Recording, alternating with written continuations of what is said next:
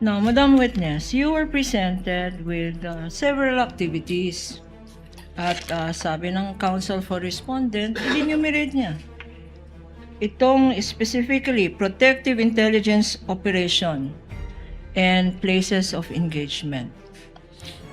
Tinanong sa'yo, pag ba ang mga security guards ng presidente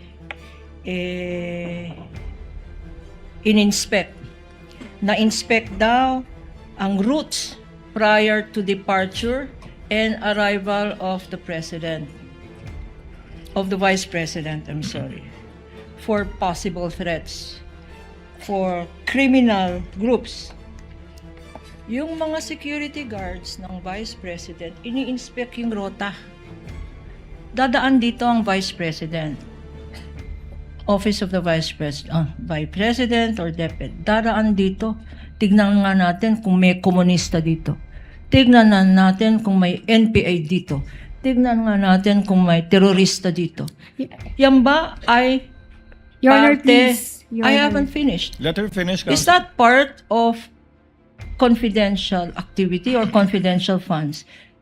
Your Honor, please. Yes, Counsel for The Respondent. good counsel is adding facts to the question. Can she not cite the exact wordings, Your Honor? Your Honor, please. This is redirect. You open the door, She can counsel. refer to the record, Your Honor. Counsel, you opened the door. You said, in fact, you asked her, is this part of the, Your Honor, please. Is this part of Counsel the for regular... Respondent, please, you read parts of the PIO, what do you call it, PIOR, Celine? Your Honor. PIOR, But, Your Honor, please, she can just refer to the records. which So that includes nothing will be NPA, added. terrorist groups, and in fact mentions the word criminalities, which I'm not Yeah. so sure about, but criminalities, correct? Celine, Yes. correct? Opo, She nabanggit. said that, Your So Honor. the question is, you mentioned earlier that these are part of confidential functions, not regular functions of the OVP, correct? That was the question of counsel for respondent. Exactly. She I don't responded to that understand, Your answer. Honor. Now, what is your question, Attorney My Kapunan? question here is, okay, itong Office of the Vice President, na-confirm mo na may confidential funds. Opo, meron po. Okay. But in the Commission on Audit, outside COA-ICFAO, are you aware that the Office of the Vice President has funds outside the confidential funds, her confidential funds? Nasa part na po yun ng regular audit. Ang sa ICFAO lang po is yung sa confidential funds lang po. So, you're saying that the Vice President, OVP, the DepEd Secretary, has funds. Your other Honor, than- please. I Already haven't even answered, finished. Counsel? She answered. Misleading, Your Honor. She didn't say that they have funds. She said she has no knowledge because that is No, not the Your scope of her audit. She said, Your Honor, She said that it's not there the are subject. there are funds subject of regular audit. Regular funds Yes po, may of the regular Vice funds. President herself. Opo, And this is subject, Madam Witness, to regular audit. yes po. And being subject to regular audit, it is not part of the COA-ICFAO confidential funds audit, correct? Yes po, Okay. tama po. Would you know that the Office of the Vice President has regular funds or special funds for security personnel? Are you aware of that, Madam Witness? Dahil nga po ang sa amin lang is confidential fund, hindi po ako aware dun sa regular funds po ng OBP. Okay. Regular funds, the security personnel, and it is here in your circular. It says salaries for staff is not part of the allowable expense of confidential funds, correct? You mentioned that before. Nasa 4.11 po yung mga hindi dapat paggamitan ng CF at IF. Salaries, wages, overtime, additional compensation, allowances, etc. of government of salaries, benefits, additional compensation, allowance, or other benefits of officials and employees who are employed by the government in whatever capacity or elected officials, except when authorized by law. the office of the Vice President it is of public knowledge that the office of the Vice President has no less than 400 security guards. Are you aware of that? Public knowledge. Narinig ko po sa news. Yes. And if the security guards are being paid salaries, should these salaries be debited or reimbursed from confidential funds? Isa po, yung salaries po, hindi po siya pwedeng i-charge sa confidential fund. Okay. So itong activity na sinabi na to check securities, to check surveillance daw, to make surveillance of the routes of the Vice President when she arrives to an engagement, when she leaves to an engagement, when she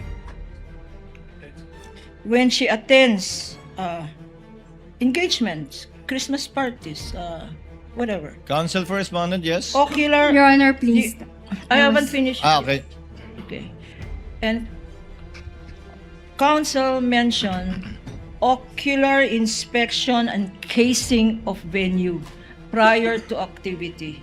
Now, prior to an activity, should this be part, Madam Witness, if this is a function being done by her personal security guards, should this be considered as part of confidential funds activity, Your Honor?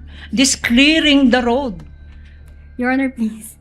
Yes, counsel for respondent. The report that does not say that it was done by the security guards, Your Honor. There's nothing in there. I'm asking her now, Your Honor. That's asking for an opinion, Your Honor. Let's clarify one thing first. The Vice President has no security guards. She has She has security a personnel, VPSG, Yes, Your Honor.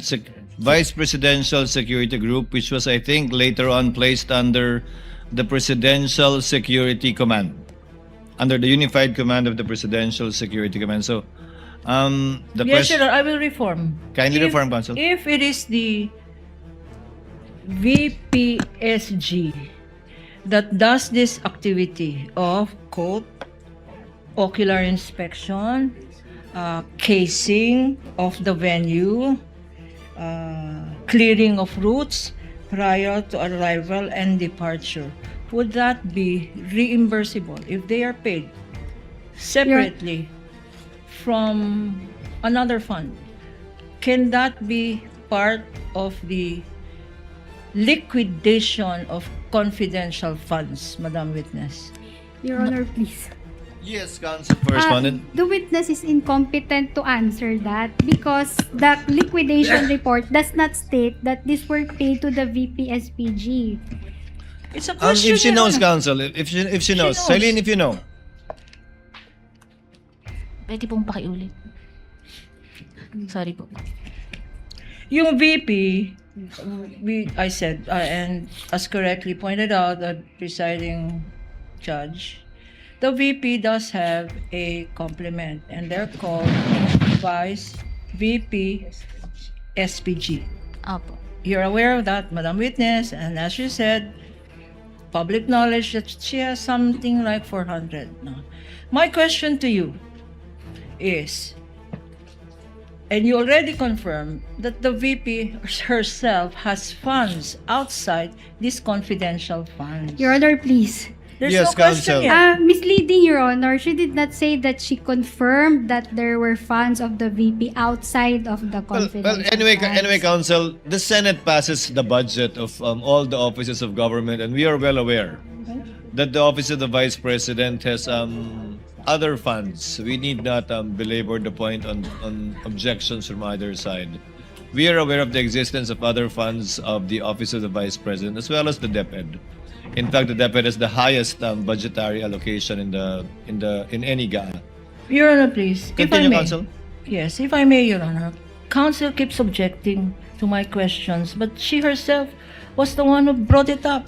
In the first page of her own exhibit, it says here, and you asked the question, she asked the question, Mr. Presiding Judge, Your Honor. She says, what does this scope This report, quote unquote, you read this. She read this, Mr. I confirm Presiding that, Officer. Move The on, scope Counsel. pertains to the narrative of events and accomplishments of the VPSPG. VPSPG. In terms of the protective intelligence during the engagement of Vice President Sara Duterte for the first quarter. So, these activities are the activities Move on, Counsel. Yes, of the chair already ruled in your VPSPG. favor. So she can answer, Your Honor. Yes, yes. Move forward, Counsel. Can you answer that question? If, as stated there, these are activities of the VPSPG for the personal engagements of the Vice President, is this a proper matter? Is this proper liquidation of the confidential funds of the Vice President? Under the joint circular po, yung confidential fund should only be used dun sa allowable expenses under an item 4.8 of the joint circular po. You did not answer the question, Silene. Yes or no? Pwede pong pa-clarify ulit yung tanong. Kasama ba sa proper liquidation ang personal engagements ng Vice President at ang bayad or the payment of compensation for the VPSPG for her Your Honor, please. activities relating to personal activities of the Vice President? Kung yung personal activities po, hindi siya chargeable to confidential funds. Okay. Now, Madam Witness,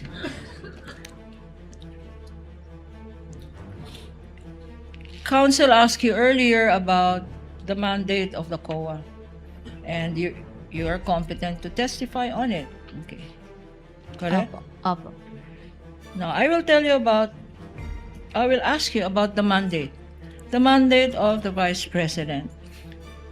Kasama ba sa mandato ng isang Vice President, and I will read you the Constitution, performs executive, ceremonial, and social services, functions, collaborating with stakeholders of organizations in both private and public sectors to develop and promote